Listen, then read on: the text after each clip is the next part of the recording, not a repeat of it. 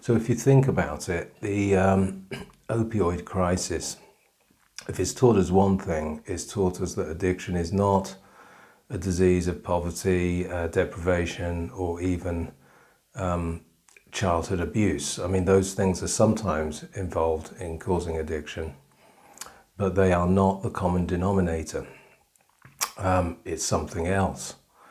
So the opioid crisis was, largely speaking, a disease of the respectable working classes and middle class residents of the former industrial heartlands of the United States.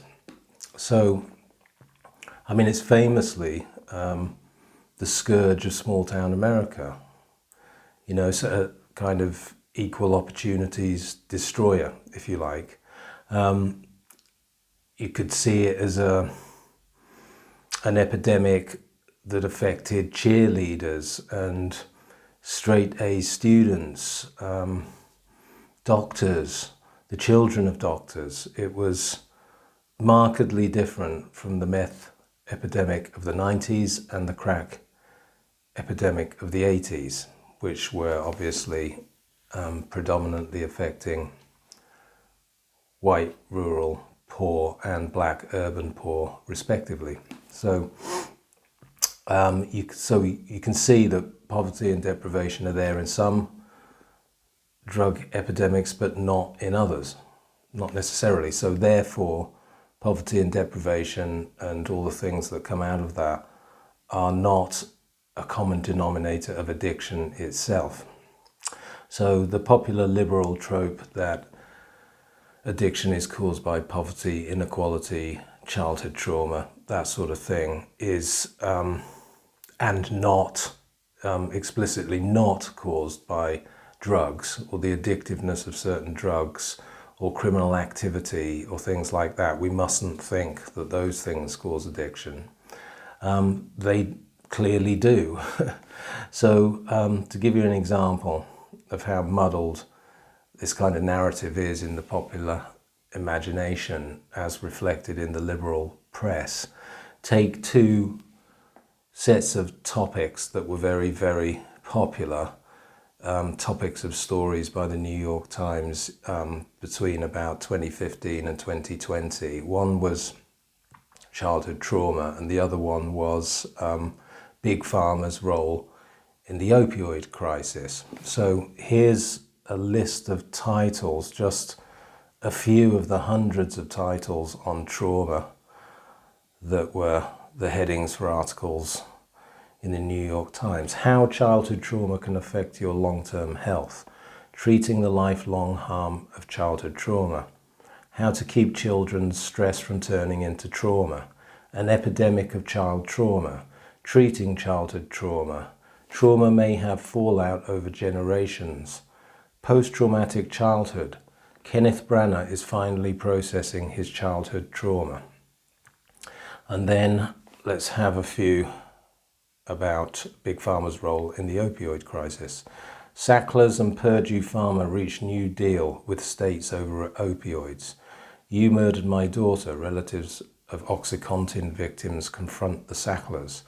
Purdue Pharma is dissolved and Sacklers pay $4.5 billion. McKinsey settles for nearly $600 million. The four ordinary people who took on Big Pharma.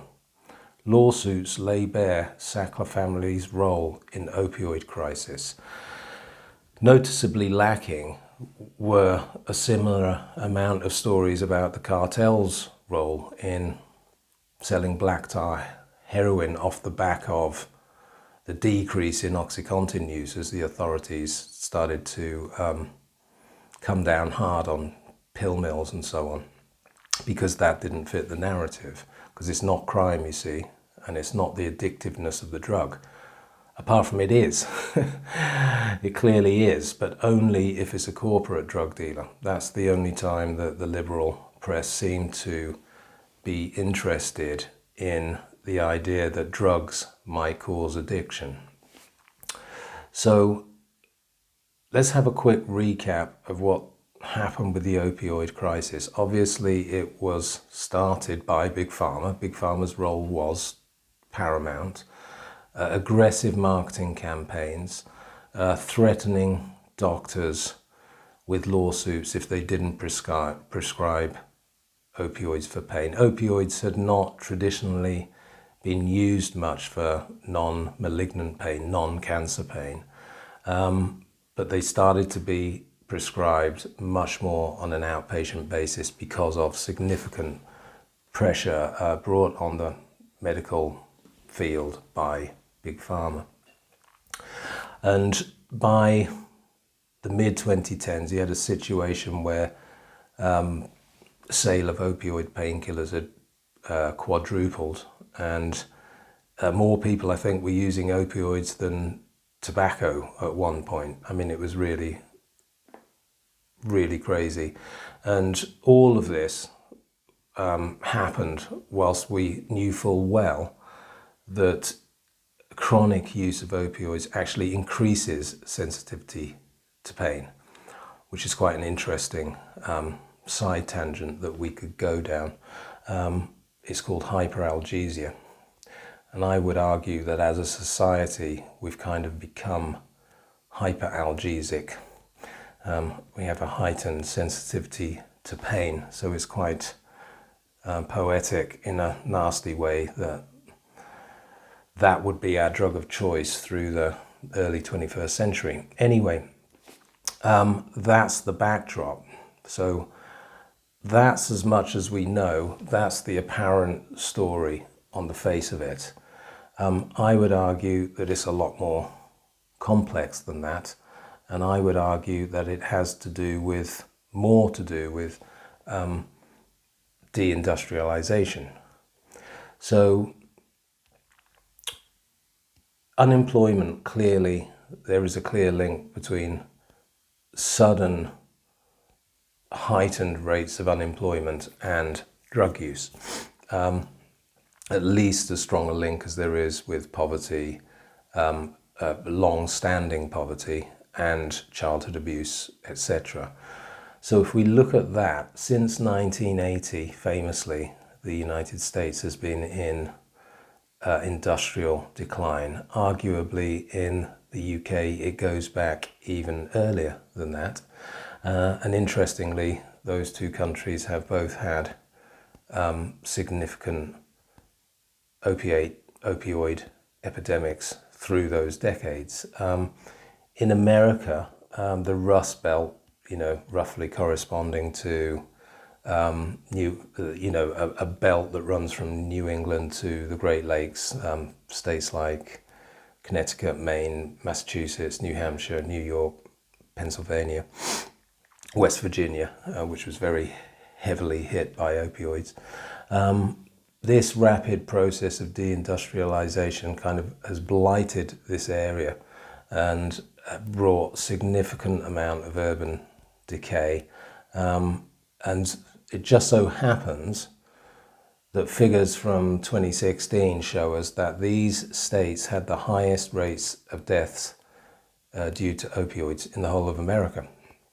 The highest was in 2016 was West Virginia, 52 opioid overdose deaths per 100,000, followed by Ohio, 39, New Hampshire, 39, and Pennsylvania, 37. So 9 of the 10 states with the highest drug deaths in the mid-2010s were Rust Belt states.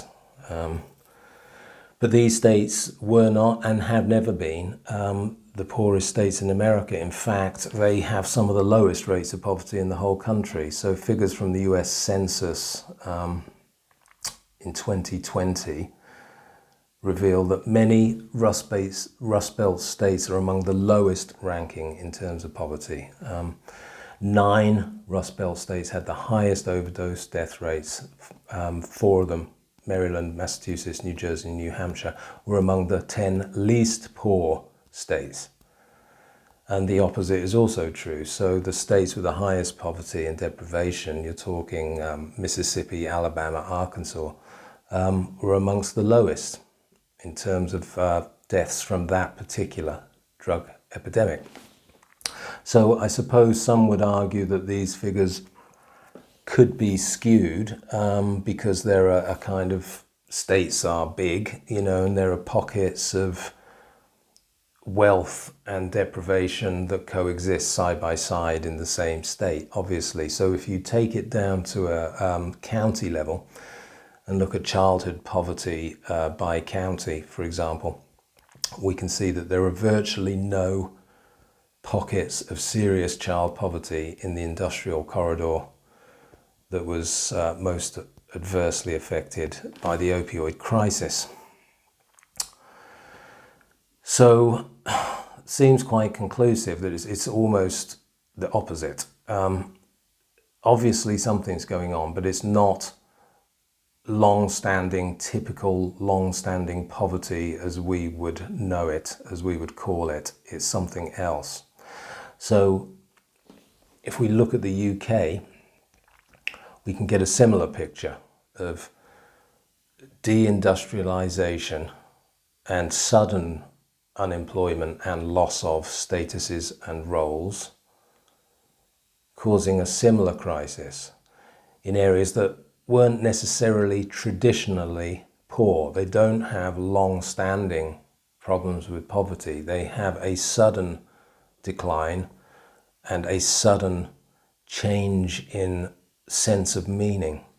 And those places in the UK, again in the 80s, arguably starting a bit earlier in the 70s, we're talking large swathes of the north of England, Leeds, Bradford, Manchester, Liverpool, in the Midlands, Birmingham.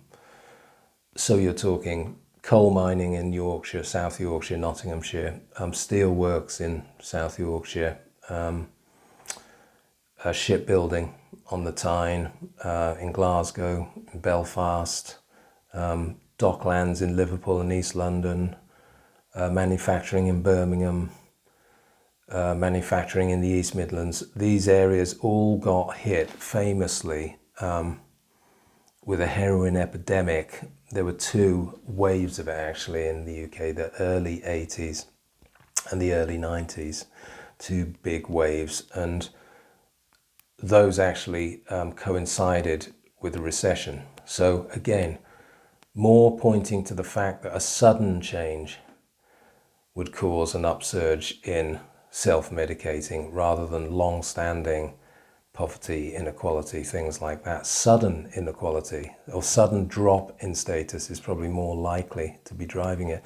And of course, in the UK, the Home Office did quite a big study on the history of opiates in the UK. And what really kicked it off, of course, was trade routes opening up from Pakistan as immigration from Pakistan increased in the UK. That's what started it. But if that trade found a willing market in a country that was deindustrializing fast. And so in areas like Merseyside, 90% of new heroin users in the 80s were relatively recently unemployed. So we see a similar picture in the UK and the US. Even more interesting, there was a kind of third wave of heroin addiction in the UK in the early 2010s. And that seemed to affect smaller towns and cities that had only, again, recently joined the club of deindustrialized.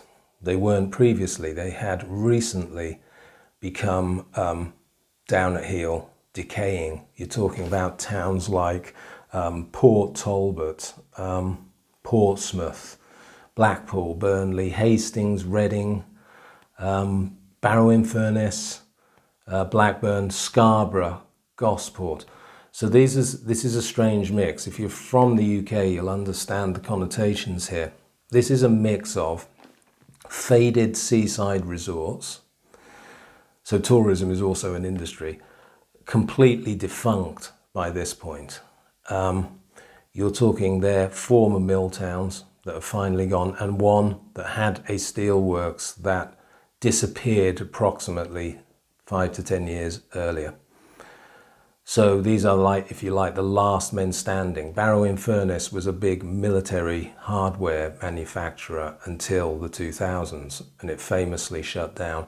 And a Guardian article from the early 2010s, looking back at Barrow's decline, said, as if it wasn't obvious enough, that the typical drug overdose death in Barrow was a single young white man living alone.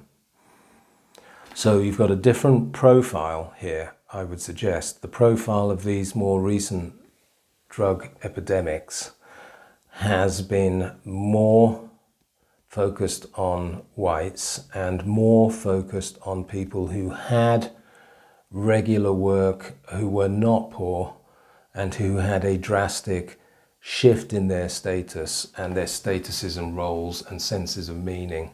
And the suddenness and rapidity of those changes, and specifically through deindustrialization, is what's caused it. It's a post-industrial disease, right? So the theorist who best explains this is not a modern theorist, is Emil Durkheim, who was a 19th century sociologist who famously did studies on suicide, on the rates of suicide in France when France was going through an industrial revolution. And he actually made the point that sudden industrialization and sudden deindustrialization are the same thing.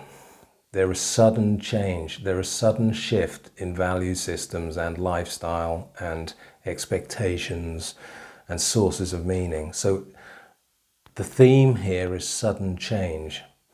And to explain the rising rates of suicide in France, Durkheim had a kind of simple equation. He would look at the forces that were throwing individuals onto their own resources, whereas previously they'd been more reliant on, say, extended family. They had a very stable life. The faster the rate you move from a stable, settled, meaningful life to an atomized, individual rat race, which arguably could happen when you industrialize and in another way when you deindustrialize, the faster that happens, the more destructive it would be. So he saw Catholics, for example, surviving that transition rather better than Protestants because they were more communal, more collectivist. Their religion made them in some sense, a stronger community, right? So that's an interesting idea. And if you think about it, it makes sense. Think of the sudden shift, the very sudden and violent changes that happened to Native Americans, Australian Aboriginals. One day, they're roaming free, they've got their own religious systems, they've got their own, they're left alone to pursue their life as they traditionally would, and the next day it's all changed, or the next year, or over a decade, or whatever it was, it's all changed. And the descent into alcoholism on those reservations, etc., once they were set up, was very, very swift and sudden and almost universal, right? So there's a historical cases of this as well. You know, there's a historical precedent. So Durkheim's concept was known as social anomie or anomie, which essentially means a state of normlessness or social derangement that occurs when it's not so much that you lose your values, it's that your value system can't keep up with the rate of change and the rapidity of change, and then you or your community, you sink into a state of anomie, a state of normlessness. So I would argue that something like that has been going on. There may have been drug epidemics in the past that were driven by long-standing, grinding, decades-old inequalities and communities being consistently poverty-stricken. That's certainly true. But it is not the common denominator in addiction, nor is childhood maltreatment. It seems that the common denominator is a lack of sources of meaning, because those would probably exist in a lot of poverty-stricken communities that have long-standing poverty and childhood abuse and all those things. But it would also exist in a middle-class neighborhood that has had a sudden death blow dealt to it. So another person who talks about this, very interestingly, is the journalist Sebastian Junger, who wrote a book called Tribe. And he was a war correspondent, I think, and he used to embed himself with the military and go to Afghanistan and places like that. And he, in this book, he talks about how during the actual conflict itself, soldiers are usually quite trauma resistant, right? So they're bonded together, they're acting in a way that's altruistic, there's a lot of self-sacrifice, they place the group's welfare above their own, and this type of loyalty has a tonic effect. And you could argue, I suppose, it's actually quite difficult to live in that type of sacrificial, altruistic zone and remain depressed, right? So in short, placing your needs secondary to the groups is extremely good for your mental health. And that's exactly what Durkheim argues starts to break down in a state of anomie as you suddenly industrialize or suddenly deindustrialize. It's every man for himself, right? So what Sebastian Junger found was that when these soldiers returned to civilian life, that was where their problems started, you know, because very few civilians understood the experiences that they had been through. And of course, now they're living with civilians, not soldiers. And that's where the PTSD develops. So imagine this, we could flip it, imagine this. Imagine I said to my grandparents' generation, which were the most meaningful years of your lives? There's a fair chance that they would have answered the war, which is really bizarre when you think about it. But what they had during the war was an almost steroidal sense of meaning. Great hardship, of course, but a great sense of meaning.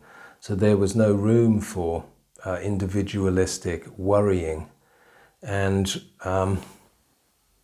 depression. And, you know, this takes us to the next set of stats. So really interesting stats.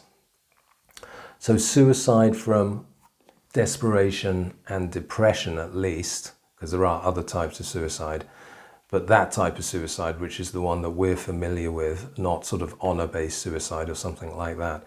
Depression-based suicide, Junger found, was more or less absent from pre-industrial society. In contrast, suicide in the developed world is up to 8 times higher than the developing world. Right, so now if you start to think about depression and addiction as being similar, you'll start to understand, you know, my theory about the fact that it's not things like trauma that drive addiction, because the developed world is very much more affected by addiction and depression than the developing world, whereas it doesn't have as many problems or traumas, arguably. So the biggest epidemic with depression is with middle-aged white men. So in America, they top the list at 27 per 100,000. So, and the same would be true of overdose deaths in West Virginia, right? So to go back to Durkheim's hypothesis, suicide, and I suppose you could say addiction as well, increases as individuals become less duty-bound and beholden to their society or their community. And is that not exactly what happens when occupations and statuses and roles start to collapse? So a famous quote of Durkheim's is as follows. It's capturing the idea that in order for humans to somehow be happy or even sane, you might argue, they need in some sense to be limited, boxed in, right? They need to be earthed. So in his words, he said, irrespective of any external regulatory force, our capacity for feeling is in itself an insatiable and bottomless abyss. And when he says feeling, he means negative feelings, like depression or being lost.